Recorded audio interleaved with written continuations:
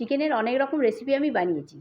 ভাবছি এবারে কি বানাবো? চট করে এই আইডিয়াটা এসে গেল। চিকেন ধুয়ে পরিষ্কার করে আদা রসুন পেস্ট, নুন, হলুদ, লঙ্কার গুঁড়ো, জিরে ধনে ভাজা গুঁড়ো, টক দই ফেটিয়ে এনে দিয়ে দিয়েছি, গোলমরিচের গুঁড়ো দিয়ে দিয়েছি। দিয়ে খুব ভালো করে মেরিনেট করে আমি ৩০ মিনিট ঢাকা দিয়ে রেখে দেবো।